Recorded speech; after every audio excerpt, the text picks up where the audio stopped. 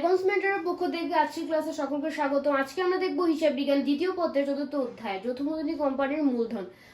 এই অধ্যায় থেকে আমাদের টোটাল 4টা জাবেদা দেখতে হবে। প্রথমটা হচ্ছে শেয়ার আবেদন অর্থ পাওয়া গেল, অর্থাৎ একটা কোম্পানি যখন তার শেয়ার ইস্যু করে তখন যারা শেয়ার কিনতে ইচ্ছুক তারা কিন্তু সরাসরি শেয়ার ক্রয় করে না, তারা হচ্ছে ব্যাংকের মাধ্যমে তারা হচ্ছে শেয়ার আবেদনের অর্থটা আমাদের কোম্পানির যে ব্যাংক হিসাব সে ব্যাংক হিসাবে জমা করে। এখন ব্যাংকের যেহেতু ব্যাংক হিসাবে জমা করে এখন ব্যাংকের টাকা বৃদ্ধি পায়, সেই জন্য আমরা ব্যাংক হিসাবে ডেবিট করি আর শেয়ার আবেদন হিসাবে ক্রেডিট করি। কারণ আমাদের শেয়ার আবেদনের অর্থ যতক্ষণ পর্যন্ত আমরা মূলধনে স্থানান্তর করব ততক্ষণ পর্যন্ত কিন্তু এটা আমাদের জন্য দায়, সেজন্য আমরা শেয়ার আবেদন হিসেবে কি করি, ক্রেডিট করি। আচ্ছা, এখন আমরা উদাহরণের মাধ্যমে এই সকল জাবেদাগুলো আমরা উদাহরণের মাধ্যমে বুঝবো।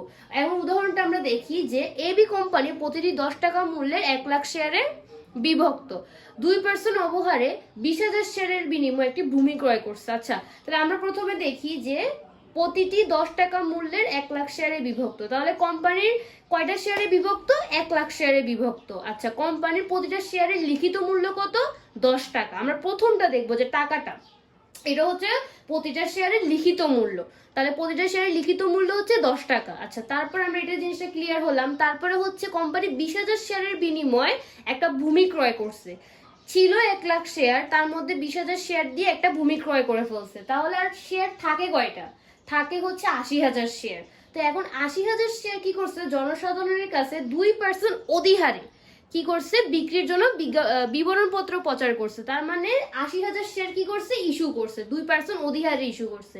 ঠিক আছে, এখন 2% অধিহার অবহার এটা হচ্ছে আমি আগের ভিডিওতে দেখিয়েছি কিভাবে অধিহার বা অবহারের পরিমাণ বের করতে হয়। আচ্ছা, এখন আমরা কতটা শেয়ারের আবেদন পেয়েছি, কোম্পানি হচ্ছে 1 লাখ শেয়ারের আবেদন পেয়েছে, তাহলে আমরা এখানে 1 লাখ শেয়ার, কিন্তু এই যে প্রথম জাবেদা এখানে কিন্তু আমরা যতটা আবেদন পেয়েছি আমরা অতটাই এখানে লিখবো। ঠিক আছে, 1 লাখ শেয়ারের আবেদন পেয়েছে, তাহলে 1 লাখ শেয়ারের আবেদনের অর্থটাই তো আমার ব্যাংকে আসছে, তাহলে আমি 1 লাখ শেয়ার ধরেই করব। হচ্ছে প্রতিটা শেয়ারের মূল্য আমরা কত বের করছি, 12 টাকা, তাহলে প্রতিটা লিখিত মূল্য হচ্ছে 10 টাকা আর প্রতিটা শেয়ার 2 টাকা অধিহারে বিক্রি করছে, তাহলে শেয়ার প্রতি অধিহার হচ্ছে 2 টাকা, তাহলে লিখিত মূল্য 10 টাকা আর অধিহার সহ হচ্ছে 12 টাকা, তাহলে প্রতিটা শেয়ারের মূল্য হচ্ছে 12 টাকা।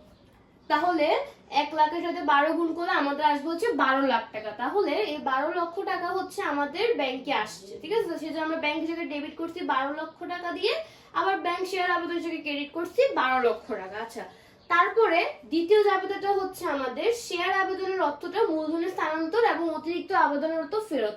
এখন আমরা এই শেয়ার আবেদনের অর্থটা আমাদের মূলধনে স্থানান্তর করব। ঠিক আছে, এবং অতিরিক্ত আবেদন এখন আমরা এখন আমরা কয়টা শেয়ার ইস্যু করছি, আমরা 80,000 শেয়ার ইস্যু করছি। আমরা আবেদন পেয়েছি 1 লাখ শেয়ারের, কিন্তু আমরা তো ইস্যু করছি হচ্ছে 80,000 শেয়ার, তাহলে আমি যে 20,000 শেয়ারের যে অতিরিক্ত আবেদন 20,000 শেয়ারে এই টাকাটা এটা আমাকে তো ফেরত দিয়ে দিতে হবে। ঠিক আছে, আমি তো এই 20,000 শেয়ার নিতে পারবো না, আমি তো 1 লাখ শেয়ারের মধ্যে 80,000 শেয়ার যেহেতু ইস্যু করছে আমি 80,000 শেয়ারে নিতে পারবো, 1 লাখ শেয়ার নিতে পারবো না, এবং 20,000 শেয়ারটা আমাকে ফেরত দিয়ে দিতে হবে। আমরা দুইটা আলাদাও দিতে পারি, একসাথেও দিতে পারি।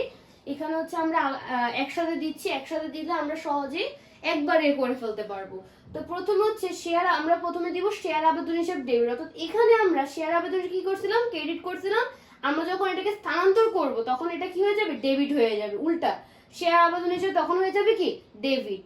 তো এই টাকাটা আমরা সেম টাকাটা এখানে বসাই দিব। ঠিক আছে, আমরা এখানে যত টাকা লিখছি এটা সেখানে এটা বসাই দিব, ডেবিট করব। তারপরে আমরা দিব শেয়ার অধিহার হিসাব। এখানে যেহেতু আমরা শেয়ারটা অধিহারে ইস্যু করছি সেজন্য আমরা শেয়ার অধিহার হিসাব লিখছি। এটা যদি অবহারে ইস্যু করতাম আমরা লিখলাম শেয়ার অবহার হিসাব, যেহেতু অধিহারে করছি শেয়ার অধিহার হিসাব লিখছি, তো শেয়ার অধিহার হিসাব হচ্ছে ক্রেডিট। ঠিক আছে, শেয়ার অবহার হিসাব কিন্তু ডেবিট আর শেয়ার অধিহার হচ্ছে ক্রেডিট। তাহলে শেয়ার অধিহার হিসাব, এখন আমরা শেয়ার অধিহারের পরিমাণ আমরা কিভাবে বের করব, আমরা প্রথমে লিখবো হচ্ছে বিলিখিত শেয়ার গুণ করব হচ্ছে আমরা শেয়ার প্রতি অধিহার। এখন আমাদের বিলিখিত শেয়ার, এখন আমরা কয়টা শেয়ার ইস্যু করছি, 80,000 শেয়ার ইস্যু করছি, তাহলে আমাদের বিলিখিত শেয়ার হচ্ছে 80,000, কারণ আমরা জনসাধারণের কাছে 80,000 শেয়ার কি করছি, ইস্যু করছি। তাহলে আমরা 80,000 আর হচ্ছে শেয়ার প্রতি অধিহার কত ছিল, 2 টাকা, তাহলে 80,000-এর সাথে 2 গুণ করলে কত হবে, আমাদের 1,60,000। তাহলে আমাদের শেয়ার অধিহার হিসাব হচ্ছে 1,60,000, তাহলে ক্রেডিট করতে হবে কত, 1,60,000 টাকা। আমরা যখন শেয়ার মূলধন করব সেখানে আমরা যতটা শেয়ার ইস্যু করছি অতটা শেয়ারের সাথে যে লিখিত মূল্য আছে সেই লিখিত মূল্য দিয়ে আমরা কি করব, গুণ করব। তাহলে আমরা শেয়ার ইস্যু করছি হচ্ছে 80,000 শেয়ার, আর আমরা প্রতিটা শেয়ারের লিখিত মূল্য ছিল হচ্ছে 10 টাকা, তাহলে আমাদের আসলো কত টাকা, 8 লাখ টাকা। তাহলে আমরা শেয়ার মধ্যে যে ক্রেডিট করব 8 লক্ষ টাকা।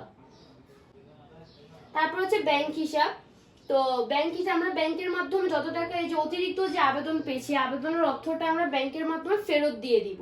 তাহলে কত টাকা আমরা অতিরিক্ত কতটুকু আবেদন পেয়েছি, আমরা 80,000 শেয়ার ইস্যু করছি, আমরা 1 লাখ শেয়ারের আবেদন পেয়েছি, আমি 20,000 শেয়ারের অতিরিক্ত আবেদন পেয়েছি।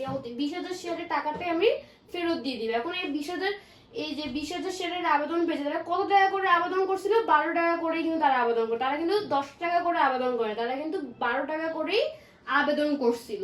তাহলে 20,000 আর 12 দিয়ে গুণ করলে হবে হচ্ছে আমাদের 2,40,000। তাহলে আমরা যদি ক্রেডিট গুলো যদি এখন যোগ করি, তাহলে কিন্তু আমাদের এই ক্রেডিট তিনটার জন্য আমরা যোগ করি, তাহলে কিন্তু আমাদের এই 12 লক্ষ টাকাই আসতেছে।